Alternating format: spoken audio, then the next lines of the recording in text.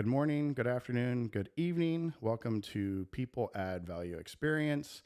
I am very excited, more than usual today. I have my guest, Fran C. Yeah, great pronouncement. Kamasi. Okay, on today.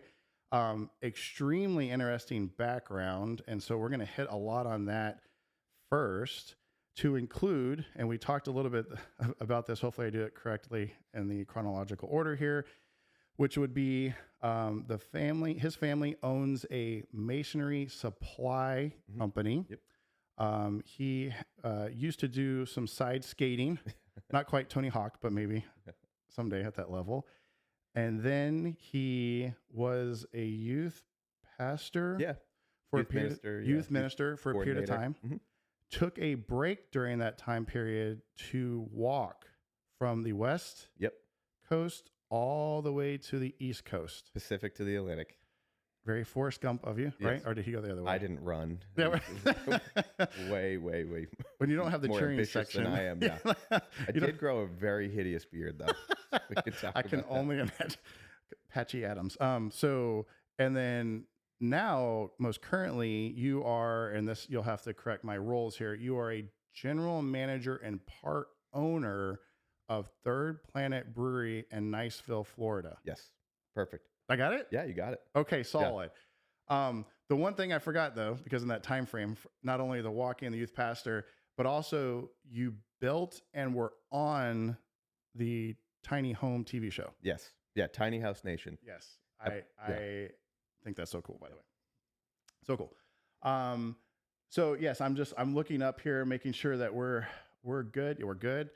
All right. So Fran, what I'd like to do at the beginning here is just provide the path. I want to talk about your background, all of those things, dig into those topics that we just talked about. And then, and then eventually towards the second half of the conversation, we'll jump into the business side of the house and I'll ask you some questions. But also just one quick thing is like how we met, right? Yeah. And so I'll let you, I'm curious about your perspective and your story about how we met, what you remember. So I think it goes back to what we call the Launchpad days. The first location of Third Planet Brewing over on Parton Ave. Opening up and being that little small town brewery, I think you were probably one of the first few people to come in there, if I remember correctly. Not exactly. No, now, sorry, it's coming back to me. Is it an irate customer? No. Oh, no, gosh. No. So what happened, my daughter was playing soccer down the road, practicing, and my wife and I are driving back and forth and we kept seeing it. We're like, oh man, is that a beer place behind, the restaurant? And eventually we just decided to stop in one day. And that was like the very first time I remember at least going. I don't remember I'm assuming you were there probably at one of the beginnings. Yeah. Okay. No, so I knew it was a Launchpad, but I'm trying to remember too. There was an occasion where we had a irate customer yelling at a 5-year-old, and I thought you were one that helped intercede and de-escalate that conversation. That may or may not have sounds occurred. Like you. That may or may not have happened, but yeah, so and then so not only that, so after a little bit, and as I was going through my retirement, I was like, oh man, it'd be nice to, try something else. I had some time. And I asked, hey, do you mind? I asked the wife, hey, do you mind if I start working there? Oh yeah. No, and that you will get into, I think one of the things we're going to talk about is hiring. And I feel like one of my strengths is connectedness with people and understanding their personality. Would they fit into the culture of craft beer? And you were right there. Right. You were there physically, you were there, personality wise. And we had you jump behind the bar, regular to worker. And people loved you. Yeah. And we loved having you. Yeah, no, I appreciate that. So, let's start off with the beginning here. So if you can, just give us a little rundown as much as you feel comfortable about your family and family business and how like you grew up in that. Yeah. Or immersed in that. So my great-grandfather came over in 1910 from Italy, from Sicily. And he and my grandfather opened up a grocery store. And, late 40s, early 50s, they kind of had a decision point. My great-grandfather asked my grandfather, do you want to continue with this grocery store or you want to manufacture concrete block? And my grandfather was like, I want to manufacture concrete block. So everything they started with from the ground up. They had one forklift. They actually up in Worcester, Mass. They have the first machine they had to manufacture a concrete block. Wow.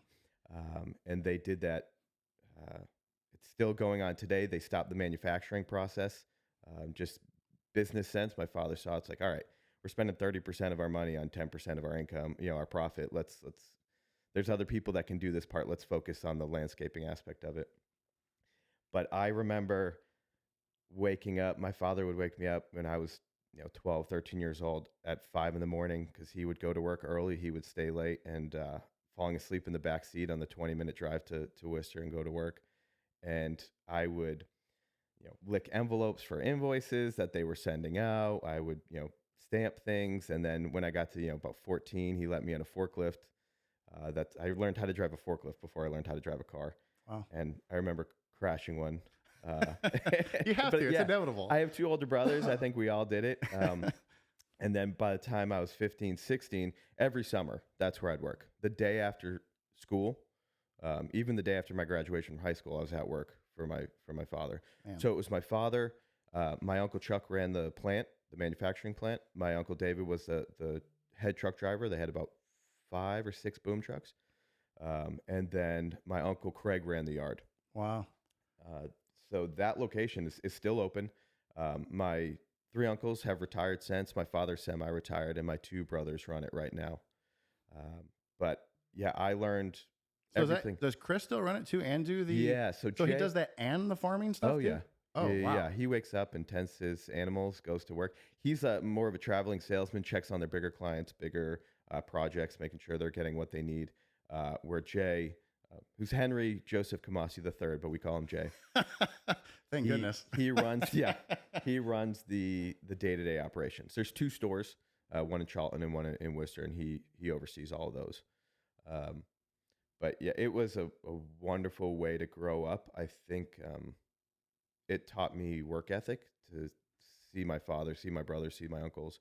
I also thought it was funny when I'd be on a forklift at 15, 16 years old, and I have a 1-ton pallet, and these guys see me put it in their truck, and they're like, "Are you sure you can do that?" I'm like, "Yeah, you sure your truck can hold this? Because I don't think it can." So to grow up in that environment, I consider myself very blessed.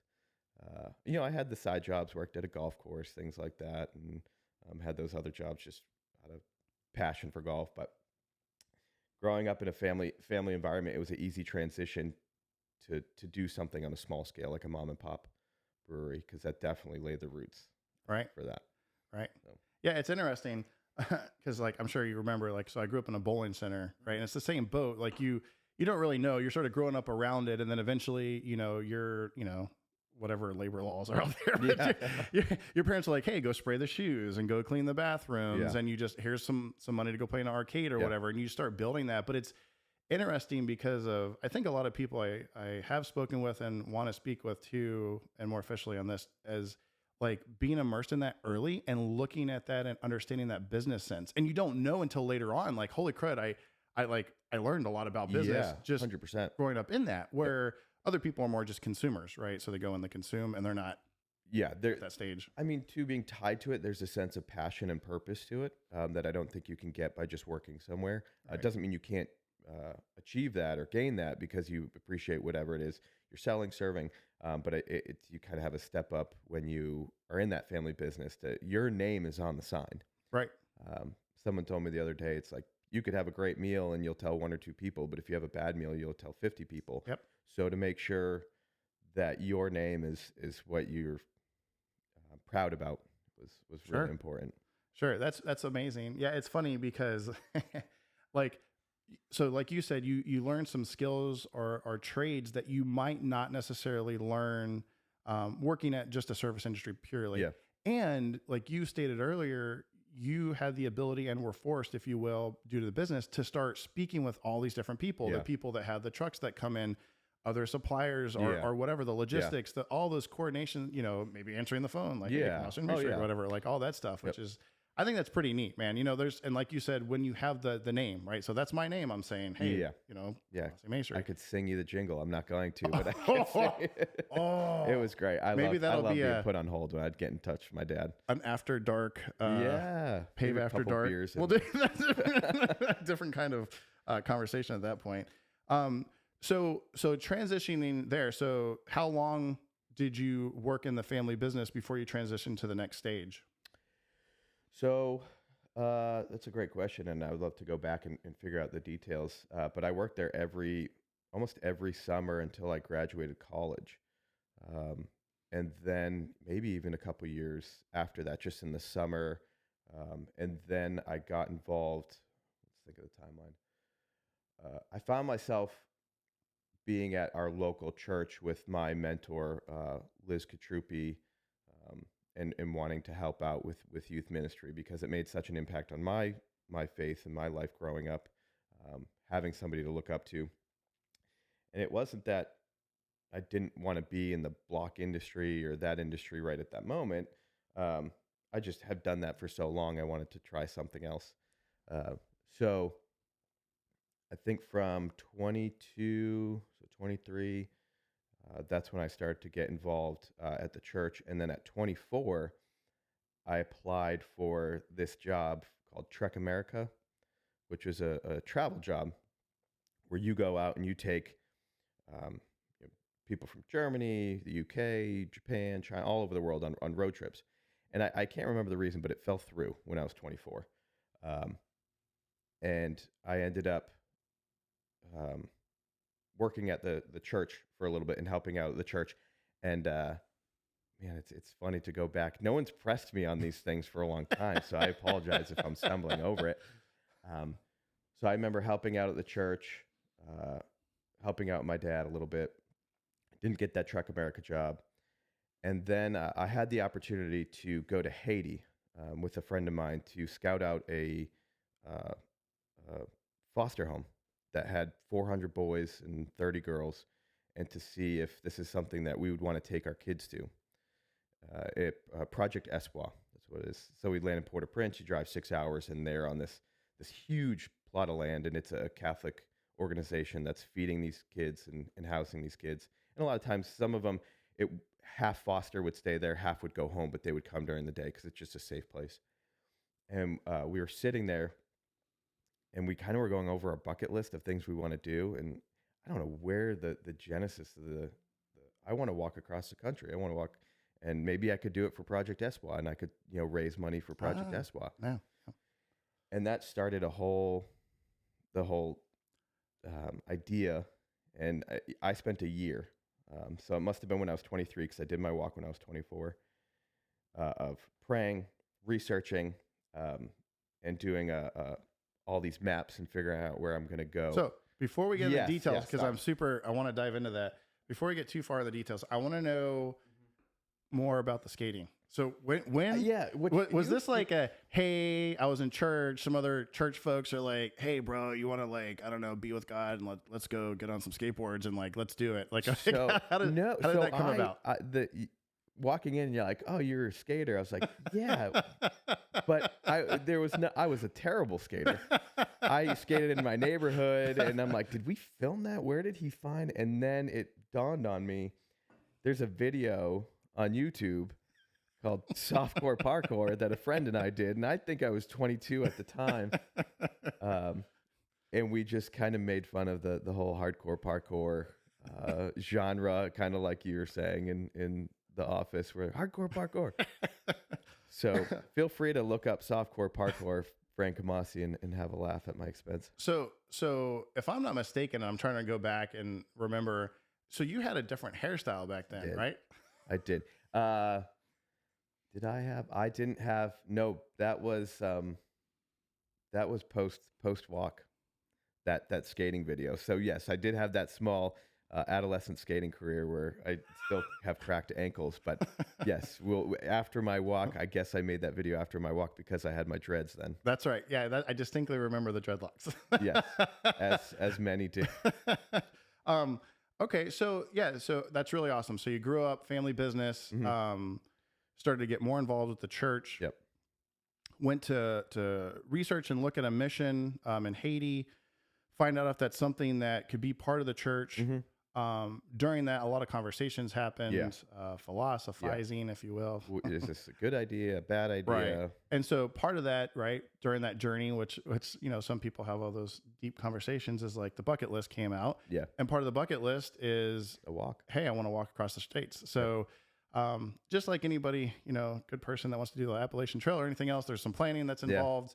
So tell us a little bit more about the planning that you did and just starting of that journey. And how did your family and friends react? I don't think they believed me until I bought a plane ticket out west. But over that year, I actually found somebody online that had done the same walk. So I had some correspondence and hey, how many miles did you do? Was the road that you went on safe? What is great is it's Route 20 up in Massachusetts. It's a Route 20 here in Niceville, and it goes right through my town. Until recently, maybe 5 to 6 years, it is finally recognized as the longest, oldest road in the country. Wow. It goes from Newport, Oregon to Boston, Massachusetts, literally ocean to ocean. I stepped off 20, walked down the path, and got to the Pacific. So I had to figure out where Route 20 is. How many miles can I walk? I trained. For those who are listening and not walking, the finger quotes were definitely there. I can think of the Rocky montage, like you're like going up and down stairs. Oh my, no! So I was like leading up to, I'm like, all right, everything will be in a backpack. I'll put everything and I walked 12, 13 miles with 30 pounds in my backpack, and it hurt, but that's why you train, right, to get used to it. And we'll get to what I ended up actually using in a second. So I did that little training. I went and bought those big map books that you'd find at CVS or wherever it is. And I was like, all right, this road squiggles. How do I figure out how long this road is? So every inch is a mile, correct, on a map or whatever. So I took like 10 inches of string and I marked out an inch on every, with a marker. And then I pinned Route 20 on the map, and then I would wrap the string around the pins along the road. So it gave me a better idea of how far I could walk. I had the first 8 weeks planned out in a little notebook of how far I was going to walk, between 12 and 15 miles a day, where I'm going to stop, how, what I'm going to need. And that was the planning stages of it, and just buying stuff. Sleeping bag. Everybody says your sleeping bag and your tent is the most important thing. And so, I slowly started to buy stuff. I don't think, like I said, my parents believed me until I bought a plane ticket, because in my head, it made more sense to fly out where I was and walk home. Yeah. So my whole premise, my whole website was my walk home, because every day I'm literally closer to home. And that was a really positive thought to have, rather than every day I'm getting further from home. Yes. I will say, good mental strategy. Yeah. The shock of getting in a plane and flying for 6 hours and being like, I got to walk back. Was like, looking down and being like, oh man, was this a good idea? So yeah, that was pretty much the planning. I didn't train as well as I probably should. I'll say that. So, it's funny, like when you look at the trail and all that stuff. So did you I tried when I was going to retire, when I was going through the retirement, and I was going to be like, hey, I can take some time off before a job, and I was going to walk the Appalachian Trail. And so I was reading books and studying, and just too broken, unfortunately, to do all that, because I have to take my CPAP machine with me until I didn't need that anymore. But one of the things that was really big was, and I didn't know this, they would plan out having brand new shoes ever so often, in these drop boxes. Yeah. Or they would stop, X a mile, and they'd have a mailbox, that or post office box they purchased. So was that part of the planning to actually hey, I have to have, this place, I'm going to buy new socks and or shoes, and then just toss the other ones? Was that part of your planning? Yeah. So I learned too, if you label something, so if I wanted to send something to be held at a mail facility, a post office, you mark it general mailbox, and they'll hold it for 2 weeks. So I was able to tell my family where I was going to be in a week. So they would say, what's a good, Harrisburg, Pennsylvania, I don't know, or Jamaica, New York. I want to actually give a town that's on 20. And mark it general mailbox. It would be waiting there for me. And they're like, we were wondering what this was. Because sometimes it'd be in the middle of nowhere. and I would roll up, and they would see that, and I'd open up, and it would be a pair of shoes, and I'd always have 2 pairs of shoes, so I could swap them out because the cushioning needs about 24 hours to reset. So with that, right? So you have more of the material, right? The clothing. How many pairs of clothes did you take, and was that part of the plan too? So the socks and shoes is a big deal, but like, did you like hand wash and replenish the clothes? Did you have those at the drop boxes as well, if you will? Like, how did that work out? Yeah, I washed when I could. I mean, and there's so many things that we could talk about because I utilized couch surfing, which is an organization that allowed you to stay on their couch. So I stayed probably at 40 different people's houses. So I had 3 pairs of clothes, 3 shirts, 3 shoes, 3 shorts, a pair of pants that I could zip away. So those could be shorts, 3 or 4 pairs of underwear. Wash them when I could. Did you do the inside, outside, front, back? Did you? Probably at some point. So the other good thing about Route 20 is it's an old railroad path. So they built the road after the railroad. So every 20 to 40 miles, for those steam engines to cool down, they would need a town. So there was always something. I think the most time I spent out in the wild was maybe 2 or 3 days. So I never really had to, if I started to really stink, then I'd make something happen. But hygiene was never really an issue because I had the ability to, do the clean wipes, and right. As long as I just didn't stink, I was good to go. Well, it depends on who you ask, right? That's so fair. like you start getting normalized. Nose blind, yeah. So I was curious about the materials first. So you had the planning stages of like, hey, this is where I'm going to go and my stops, and then the materials that you decided to actually not only carry with you, but then have planned in stages. Yeah. And then, so yeah, definitely, because the biggest question I have is, so with the couch surfing and planning that out, but I'm really curious about the people you met. Like that is one of my questions I've been really wanting to ask forever is just, can you tell me a little bit, not a little bit, but tell me about the people you met on your journey all the way from the West Coast to the East Coast. Yeah. And I need to write a book about the greatness of the people that I met. It was fantastic. It completely, and not that I had lost faith in humanity by any stretch of the imagination, but it just showed me how good people can be. And then the situations you're in, how something small can be so massive in scale. So starting out, the people that I met, I was up in the high desert for the beginning part of the walk and did a lot of just tenting off the side of the road. People weren't super approachable. They weren't, coming out and see me. If they were, if I was walking through a town or something and, they would stop by and see me and say, hi, I saw your website. I went on and said hello.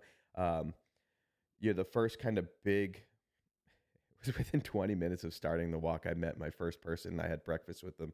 He was playing, he was playing the guitar. I was like, I got to eat something before, I really get on the road. And he's like, what are you doing? And I told him, he's like, do you want breakfast? I was like, I love breakfast. So it was within 20 minutes. I was like, all right, this is going to be great. Wow. And then proceeded to cry every day for 2 months saying, why did I do this? But understandable. But the curiosity of people was great. Once I did get into the high desert, and because people, there's 10 miles between houses there or whatever it is. I remember knocking on somebody's door and I would stand back. I didn't want to be, that aggressive presence right at your door. Shot. Yeah. Right. When you're 15 miles from the nearest town and somebody's walking up to your door, ringing the doorbell and there's no car in your driveway. Yeah. And I remember stepping back. I said, hey, my name is Fran C. This is what I'm doing. Here's the website. I'm just wanting to pitch a tent. It seems like this is all your property. Would that be okay? And the woman said, oh, let's go ask my husband. He's out in the field. So we went over and spoke with him. He's like, oh, don't do that. We have an RV in the barn in the back. You could stay there. I was like, oh, okay. Looking back on it now, I probably should have been a little bit more tentative. But at this point, I probably had slept outside for 2 weeks. Yeah. I'd have to go back and see the date. And they said, okay, yeah, once you get settled, come in for dinner. We're going to have some spaghetti. Okay. Had me in, had a great conversation. I was like, all right, I'm going to bed. And they're like, all right, make sure you come back in the morning. We're going to have breakfast for you for when you leave. Wow. Like nothing ever, I never asked that. It was extremely humbling to just be given those things when, I didn't ask for them. and people were just so willing to give of themselves. And just there's two or three specific stories that really stick out to me. When I was in Wyoming, somebody just saw me multiple days, and I was coming out of a grocery store. He's like, "Hey, I've been seeing you. I do deliveries along the way. What are you doing?" So I told him. He said, "Oh, my family lives in this town down the road, about 20 miles. Here's their number. Call them when you get there. I'll tell them you're calling, so in case you need anything." So 2 days go by. I get to that town. I call them, and we just hit it off. We really did. They let me stay at their house. They invited me to their child's like swim meet, so I went to the swim meet with them, and I stayed with them, I think 2 or 3 days. Like, "Hey, we're going on vacation in a week to I believe it was the Mississippi River. We have a family reunion. Do you want to go?" I was like, "Yeah, that would be awesome." They said, "This is where I'll be in a week," and they go, "That's perfect. The roads intersect, in that area. We'll come pick you up." And so I get to that point, and the previous night, we can discuss this later, I had the scariest night of my life, not due to people, but due to nature. It's a very eye-opening experience, very how small you can feel in nature. The next day, they pick me up, and I spend 4 days at the Hasselhorse reunion on the Mississippi River, and I was one of the family. That's awesome. And then they invited me. It was like a year later. They're like, "Hey, so-and-so's getting married. Do you want to come out?" I was like, "That is beautiful. I thank you so much. I can't, but thank you for the invite." And I still actually correspond with some of them today. Wow. It's been 13 years. That's amazing. Yeah, I mean, that sort of, it just blows my mind. But it's funny because like that rings true of other stories too. If I've read, even the Appalachian Trail, but sometimes they go off and then Trail come angels. back in, and yeah, right, trail angels. But it is. I think like the media portrays a lot of stuff, and we get a lot of negativity on a day-to-day basis. And sometimes it is nice just to go like touch back again, at the basis of humanity, and just, we're all humans. And I think at the core of all of us, we still have love for other humans, Of course. I mean, it's at the very root, sometimes, unfortunately, there's some things in our environment that happen that, unfortunately steer us one way or another. But, again, at the root, when you see another human and they need help, your initial thought is like, no, get away, jerk off or whatever. But it's like, how can I help you? Yeah. Right. And especially like you said, I don't say country folk, if you will, but like folks that are, because it's communal, it becomes a communal thing. If I'm 15 miles away and I need something compared to like going an hour and a half to a grocery store, I'm going to go over to that 15 miles, my tractor, horse or whatever, and get something. And so that just builds that culture and environment within those families. So that's amazing. And I don't think people on the East Coast are less willing to help. I think they're just a little bit more standoffish, but the level of generosity is the same. Everyone thinks East Coast are kind of, we stick to our own thing. You think, the New York City subway, everybody's on their own headphones and stuff like that. But I felt generosity throughout my walk from ocean to ocean. And just, these are sparking all these memories. So I don't know if you know this, my grandfather surprised me on the road. I was in Sac City, Iowa, literally in the middle of nowhere, and this RV pulls up, and I was like, "That looks like my grandfather's RV." And then he gets out. I'm like, "That is my grandfather." He had an RV that he would drive around the country, and I had a little GPS that I would hit so my parents could see where I'm at. I hit it about every hour. Good call. So they could go, and I had that open to the public at first, and then I realized, all right, that's putting too much information out there. So I took that part of the website off. Yeah. And the best days of that trip were he drove me 200 miles. And in the first, when I got on his RV and he started driving, I'm like, I'm not walking. I'm not going to have him bring me back. This stinks. The plan was never to walk every single step. Mm-hmm. It was the journey. And we get to Galena, Illinois, and we post up in a RV park. And I spent 3 days with my grandfather. Wow. Playing pool, asking about my father and his childhood, because I just don't know. I didn't, never had the opportunity to really ask him. And it was the best 3 days of the trip. And I would sacrifice that entire trip for those 3 days. That's awesome, man. That's awesome. So before we get too far past that point, so you did say, because you opened the door. So you have to tell me about the scary part about being in nature. Yeah. Because I think it's interesting, again, reading all these books, and you hear about people in the hammocks or people in the tents, and they hear something, and it's like, or they're walking on a trail. Now, social media, you see that they're walking on a trail and all of a sudden this grizzly bear is following them along the trail or something like that. So yeah, please tell us the story. And I'm a man of faith. So I have to think that there were people, I know there were people praying for me and somebody watching over me, because I walked through Yellowstone. And as I'm walking into Yellowstone, someone's like, "Do you have bear mace?" I'm like, "No, do I need bear mace?" It's like, okay. So I had bear mace, which I was ready to use on anybody if I needed to. And, I was walking next to 2,000, 3,000 pound bison. By the way, my spirit animal. Yeah. Oh, nice. Love bison. I see it. Yes. And yeah, leaving, I couldn't camp because there was a bear attack. As I was leaving Yellowstone, somebody died. And then the people that I was speaking with at the gate were like, "Did you see those 5 grizzlies or whatever bear they were back there?" I'm like, "Nope, I didn't." And thank God I didn't, because I had things at night that they would sniff at my tent. I had no idea what it was. And you're like, thank goodness for the no hygiene. And right? You can smell me 10 miles away. And I had this little pocket knife. I was just naive. So I would punch the tent. I'd see something sniffing at my tent, and I'd just punch the tent and just hope for the best. One time I heard like a rustling. I'm like, all right, this is where I die. And I opened up. I was like, I got to see. And it was a cow. That was just like, I was in somebody's property. Not to do comparison, but listen, on the tombstone or in your obituary, die by grizzly bear. Yeah. Oh, wow. Die by bison. Well, he's probably a moron. Die by cow? Yeah. Well, then you probably deserve it.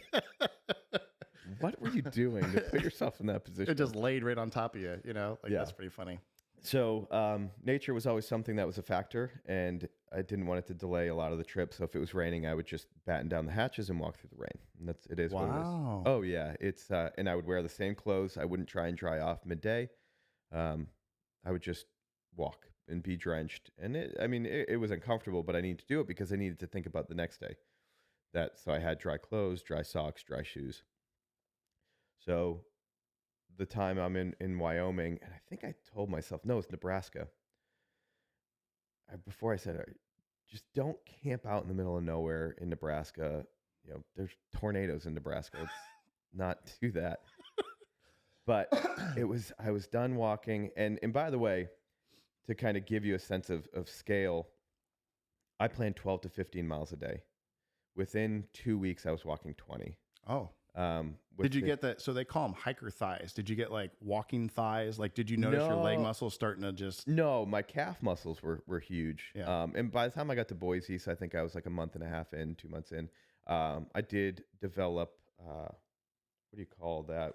Not arthritis, but I like moving my knee was just super painful. Not tinnitus. Tinnitus. Is it tinnitus? Yeah.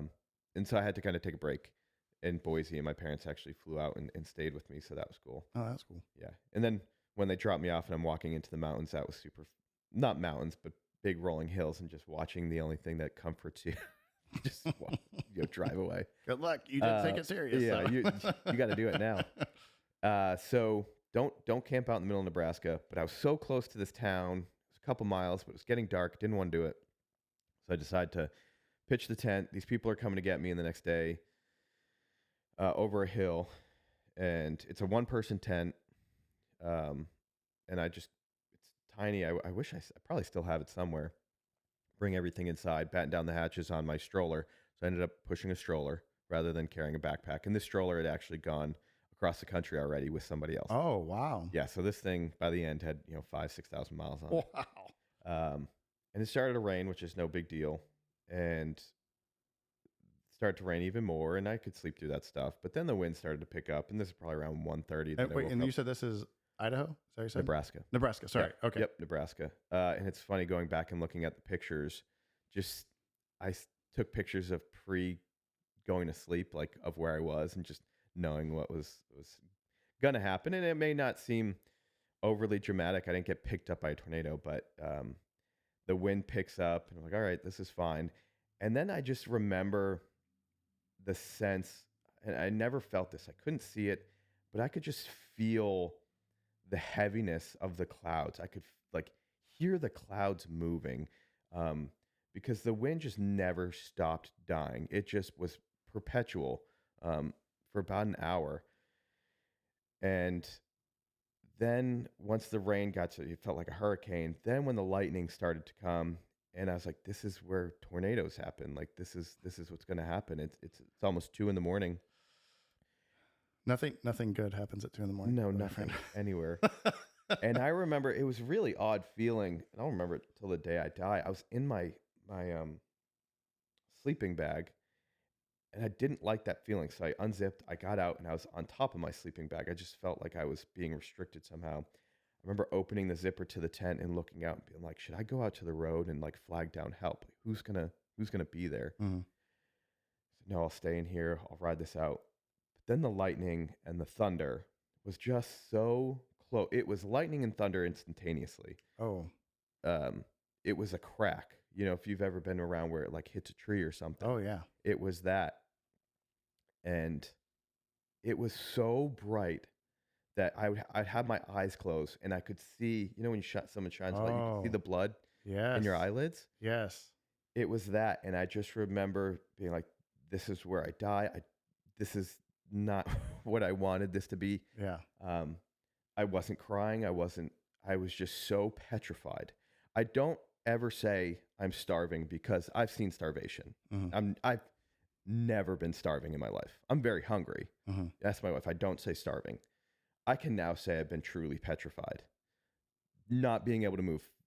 Fight or flight, maybe if you, get in an argument with somebody that's Right. there. This was just, I was stuck. I was petrified. I couldn't move. And the lightning hit so close and so loud that I thought I was going to die. Did you get your hair? Because I know sometimes the static electric, like, did your hair start standing That's a up? good point. I don't remember. I don't remember that. I just remember how loud, and my ears were ringing. It was just so loud, and I don't know how. It was a little bit of a rolling hill, and I was in the valley, and I'm like, what else is there out That's here? what I was going to ask. Were you the tallest thing out there? I think there was probably a telephone pole around me that could have been hit, but I wasn't hit. And going back, I just started praying, like, just be okay with this. And for a moment, that was a very pivotal moment in my life where you can control what you can control, right? And I was okay with this being it. It took me, a little bit of time, but I don't know. You went from like severe fear all the way to content? Yeah, because there's just no escaping it. Yeah. Inevitability and just the idea of losing control in a person of being a person of faith and surrendering is a big part of that faith. Right. And to just say, you know what, I'm okay with this. I'm ready. Right. If this is what you're calling me for, because this is where I'm at. And for me, like seeing Jesus on the cross, and he knew he was going to die. Right. That he accepted that. And just to have that heart and to sacrifice yourself for your followers was something I'm like, I have the chance to live, but you were okay with dying. Mm-hmm. So I have to be okay with dying. Wow. I'm going to surrender myself right now. This is you. And it passed. And it was over. And I remember like 2 a.m. 2 tears. One for terror and one for joy. Mm-hmm. Very specifically, 2 tears. And I called my mother at 2 a.m.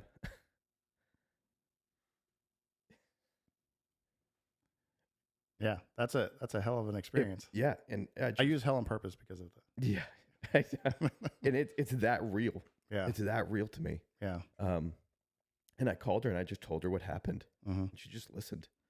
And I have a journal for every single day, and I haven't read that entry in a long time.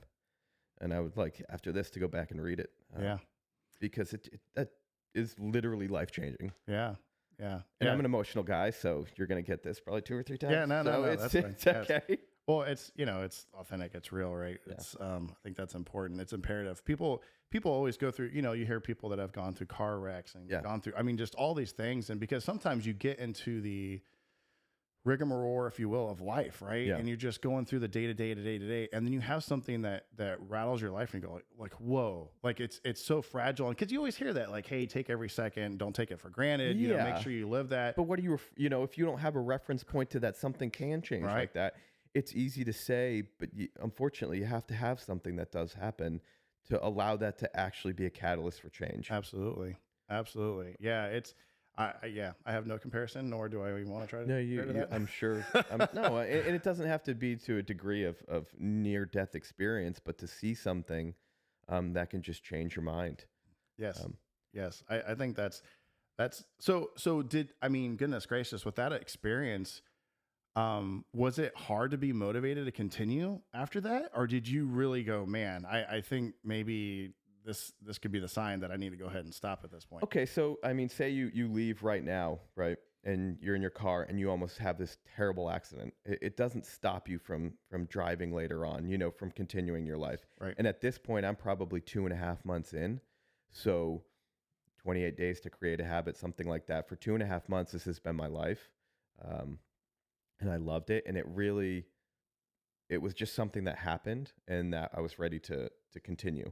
At that point, I would have to look at a map, but I'm almost halfway across the country. Yeah. 4 states cover half the country. So Oregon, Idaho, Wyoming, and Nebraska are such a big stretch. That's nuts. So did you, just in retrospect? Yeah. Hard to go back. We can get into a whole. I should have read my journal previous. We can do a whole long story about if you go back in history and try to make this decision, going back, that's almost impossible to think about. But so do you think if that would have happened in the first month that you may have completely changed your mind, comparatively speaking, to being halfway through the journey? No, because I think in a good way, pride would have had something to do with it. Not pride that it was, this is what I set out to do. This is going to do. But yeah, how do you know? Because I think I called my dad 3 weeks in. I was like, Dad, why did I do this? I'm uncomfortable all the time. I'm away from you guys. I have nobody here. I'm eating dry ramen. Like, what am I doing? So yeah, we call for a lot. It's called the hobo snack. You take ramen, you crunch it up, you pour the seasoning in there, and then you shake it and eat it like chips. Fantastic. My daughter would love that shit. Yeah. So maybe I would like to think not, but maybe that's, once again, it's hard. Like, contextually speaking, like, you can't ever try to put yourself back in that place. Yeah. And I would love to go into all these stories. Just, it reminds me, being in Boise, my stroller broke. So I had a stroller, and some guy, the front wheel would spin so I could, manipulate it. And, I'm walking about 4 days outside of Boise, and he pulls over, and it was a Burley stroller, and he's like, "Hey, what's going on? I just saw your stroller, Burley. My brother actually is one of the CEOs or CEO of the country, the company." I go, "Are you serious?" He's like, "Yeah." He's like, "Do you need anything?" I'm like, "Yeah." No. Yes. No. I'm like, my front tires. It worked enough where I could push it, but it was made it difficult. Not efficient. Yeah. I show up in Boise 4 days later, and there's a wheel waiting for me at this guy's house, and my parents are with me, and I told them the story. I'm like, how? If I had any question that I'm not supposed to do this or supposed to do this, this is like, wow. Yeah, in the middle of Route 20, Idaho, and the guy, saves me. So, yeah, it's really funny because you would think that he'd want to, hopefully he took some advantage of some marketing with that. Maybe. Social. I guess social media was big back in, what was it? I did that in 2010. I would have jumped all over that. Wait, this is the second time going across the state? Yeah, I know. You're just going to have a kid for this many years, and now you're not going to hit any amount of mileage on this. And all we had was a defunct front wheel. Yeah. That's pretty impressive. Yeah, it was really good. I'm just surprised that the tires lasted that long. Well, they're pneumatic, so if I needed a bike tire or something, I could, that's the stuff where I had extra parts for. I gotcha. But one of the wheels would always work itself out. So like every 3 miles, I had to put it back in. It was called Buddy. So at least when I was writing about it, I could say, "Hey, Buddy." The name was Buddy. Yeah, Buddy of the stroller. Yeah. And my father's favorite picture of the whole trip was, I took a picture of Buddy and just coincidentally, Prevost, a coach. I don't know if you know. Oh yeah. So they started $1 million. So this Previs is in the background with this extra trailer that's half the size of the Previs, that the color scheme matches the coach. Yeah. And he's like, love this big word. The juxtaposition Yep. of travel in this is fantastic. Oh man. And I remember sitting at a campsite and a guy was riding a horse and he invited me over. He rides horses up and down the country. And we were sitting at a fire and just 20 yards away was an RV and kids were playing video games in the back of it. And I'm like, I got here by foot. He got here by horse. They got here by RV, which is great. But you're sitting playing a video game and you're on the outskirts of Yellowstone. I listened to this guy's stories as much as I could sitting by a fire. So it's just the way you travel is really interesting. Wow. That's almost like, it's like the tear down from planes, trains, and automobiles, right? It's like, we don't even have that. It's like, oh, I'm the walking the horse. I mean, that's like you could do a prequel. Yeah. It was great. I met multiple people going across the country. Most of them were on bikes. I didn't meet any other walkers. And it was somewhat depressing because I would meet them and I'd been walking for 3 months and they had been riding for 9 days and they'd covered the same amount of ground.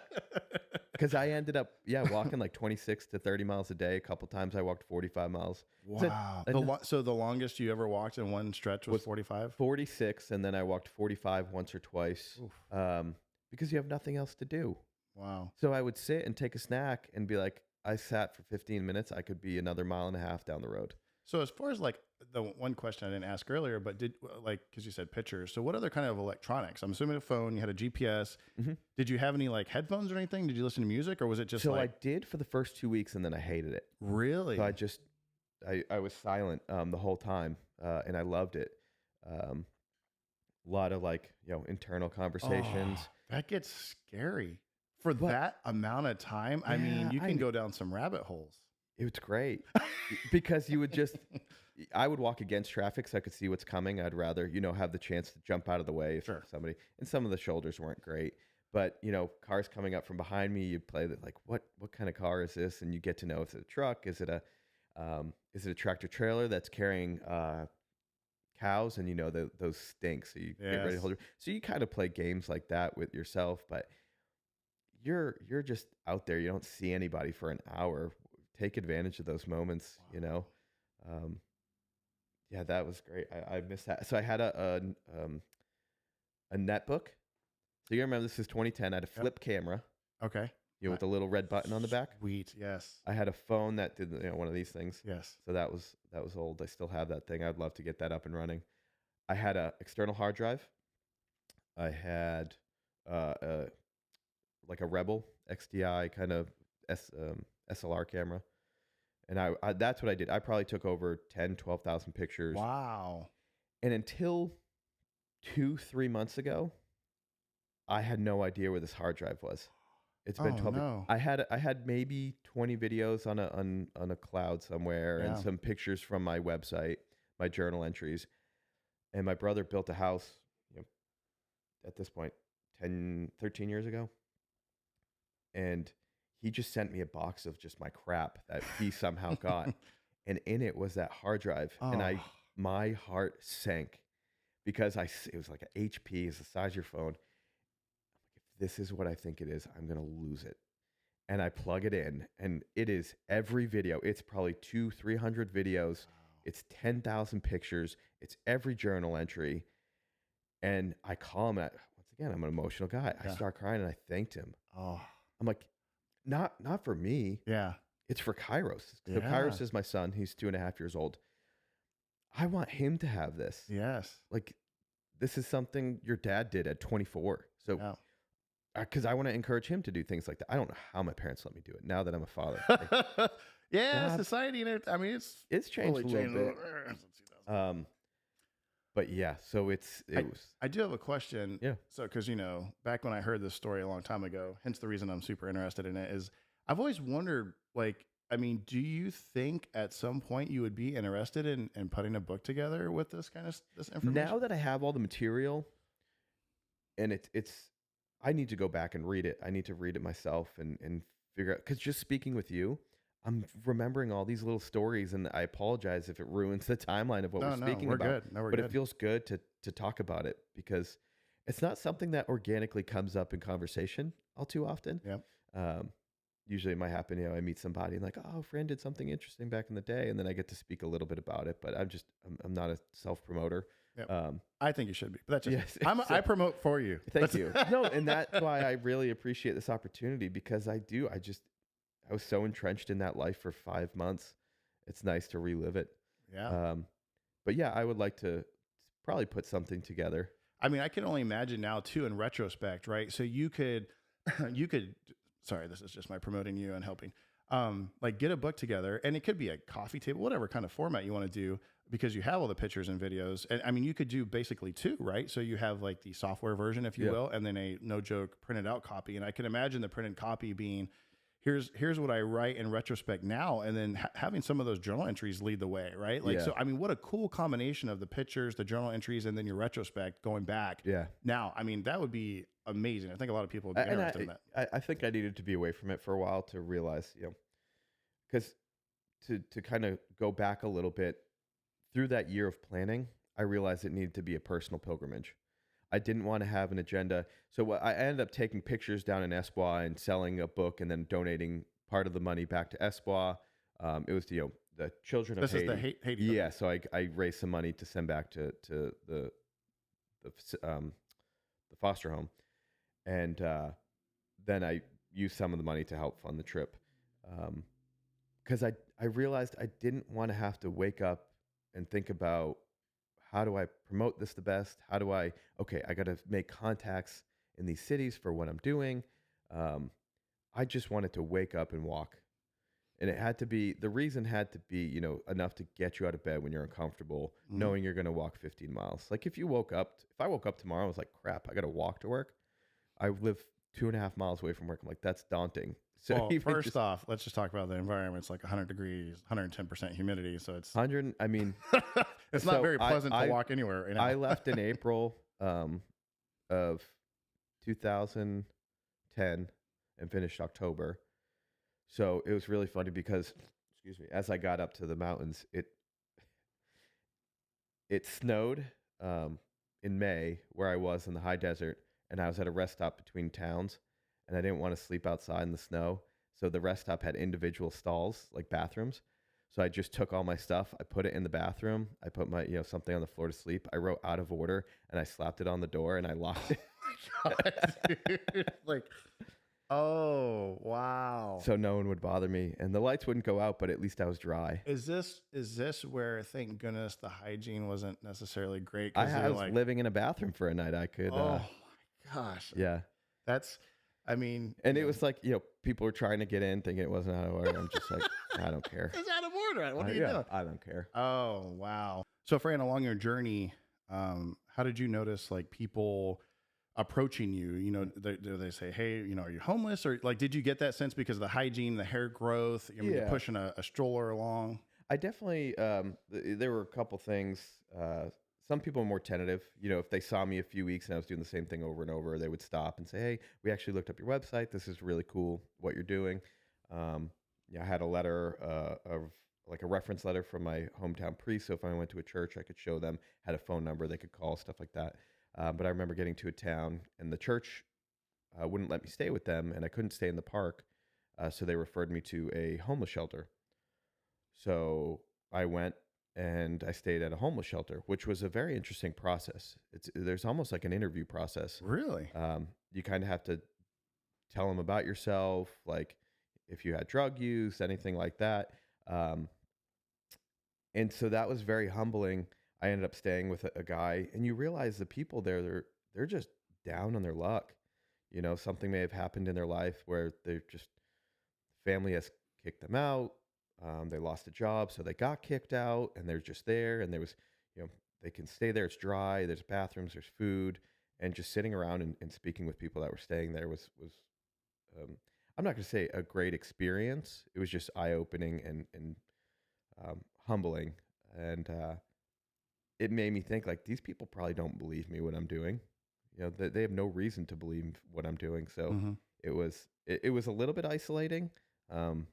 So funny enough, you met all these people along the way out almost in the middle of nowhere that are extremely friendly, but then you go to a place that has all these people and it's almost, you feel more alone. Yeah. Yeah. And I would never push back like, really, you're not going to let me stay, because it just, all right, this is just another experience. This is all part of it.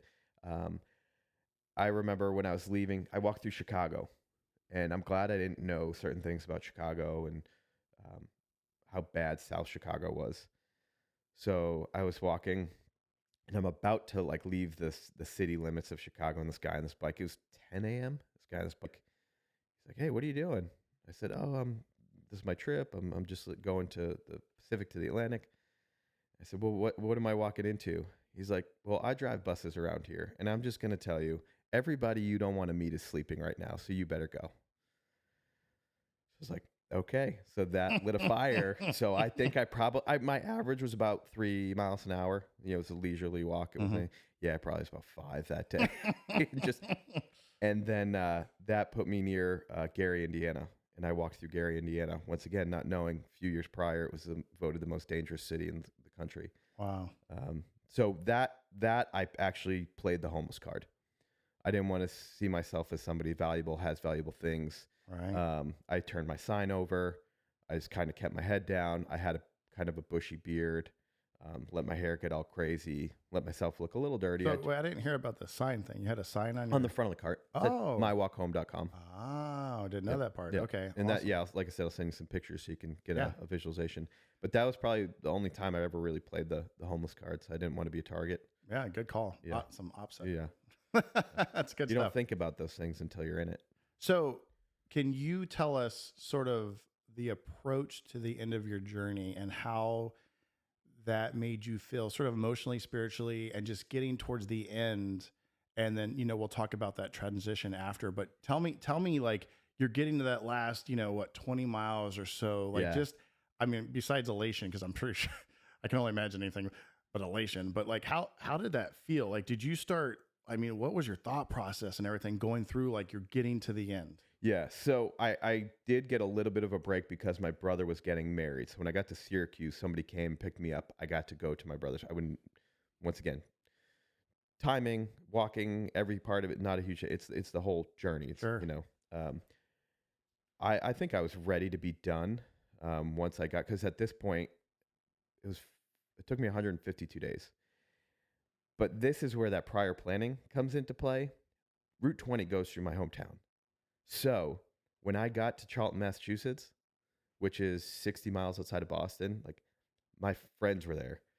Like family was there. They had signs. Like we had a cookout. It was awesome. So there was this finish line that I was looking forward to. So I was able to enjoy those. It wasn't like, you see these guys and men and women doing Ironman, and they're like stumbling to get. I didn't have that. I didn't push myself really physically.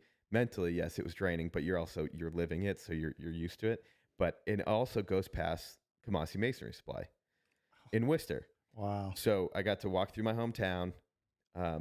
It's funny. The dangerous quarter mile of the whole journey was in Worcester, Massachusetts, which is a downhill double lane shoulder that's 8 inches wide. I'm like, if I die here, that's gonna You're like side shuffling with your shoulder. I think, yeah. And it's so funny because we have, the family's been in business 70, 80 years at this point. I don't know the exact date. So people know what I was doing. So like, the big tractor trailers that get, bulk material from my father's place we saw Fran. I get a honk going down, and, they were moving over in the side of the road. But it was that one stretch. But then getting to Kamasi Masonry Supply was fantastic. And something I failed to mention is the turnover rate for my father's business was nil. He had people there for 20, 25 years. I was always low man on totem pole. So I was picking weeds at 14. I was picking weeds in the yard at 24. But that meant I had a second family that knew what I was doing. Yeah. And they were just so ecstatic for me. That's so cool. Yeah. So the end of the journey was there. I think the coolest part was I could see when I got to, it was around Somerville, I could see Hancock Tower. Now, this is sad. I feel like I've lived in Florida too long. I could see the tower, like the main building in the Boston skyline, and I was like, "There's Oz." The Emerald City is on the horizon, and I'm like, I'm so close. Man, yeah, that's pretty epic. Yeah, that's I like I said, I can't even imagine. I mean, I have an understanding, but I can't, right? It's what is sympathy, empathy, Yeah. like that, Yeah. that kind of understanding. So what, like that post week, the week you Mhm. get back, Yeah. like, just tell me about that. So you get back from your journey, you had the barbecue, hanging out with family. Now, did you go directly to the wedding or was that prior? That was like 2 weeks prior. Okay. So so Okay. people got to see me. Got the wedding. Okay. So you get back. How was that first week being back and like getting back where you're not walking, you're getting back into the society, if you will, compared to just that nomadic lifestyle. Like, so how was that first week back? I think like the first couple of days, I probably just slept and hung out with my family. But I'm a part of groups that have walked across, on Facebook that have walked across. And I remember getting on there and be like, is anybody else depressed after their walk? And that was a very common thread. You miss the nomadic lifestyle. What was great and awful at the same time, and I think this has helped me in what I do now, is the ability to develop relationships really quickly, to find a commonality and be able to bond over that. Huge. That's huge. What was tough was leaving those. So I would meet, develop, and end friendships in spans of hours. Wow. And that was really difficult, but it's also really exciting. Who am I going to meet today? Yeah. Through couch surfing, I stayed with a Japanese tea ceremony professor in the Finger Lakes. I stayed with a judge who brought me into a court while he arraigned somebody, and I sat in the jury box. I stayed with the Utica College girls hockey team, which I still have. So these relationships that you develop, like I crave that. I think it was mentally exhausting at the end, but you go into this, all right, well, I guess I'm going to do the same thing today as I did yesterday, but it's not going to be new. Where yes, I walked every day and that was it, but I met somebody new. There was a new situation. There was a new problem to solve. So I would say it wasn't depressing. Mm-hmm. You missed it. Yeah. You missed it. That wouldn't jump. So we're not going to jump to current day now, but I could totally see how that's beneficial now doing what you do. Yeah. Because you get to meet new people. You'll see some people you always see, but then there's new people going through. And so you have that ability. Yeah. And then you tell them, hey, if you're not going to order, it's like a cheesesteak. And by the way, that resonates with me. I don't know if you know. Pat and Gino's. the Philly cheesesteak, whiz wit. Yeah. Every time I roll up to order and I'm looking and you're like, what do you want, Schleif? And I'm like, and you're like, I'm out. I'm going to go to the next person. I'm like, son of a gun, Fran, there's like 50 different choices here. Let me just pick for you. I know you. I know your palate better than your personality. That's pretty funny. Just trust me. That's Part 2 coming soon.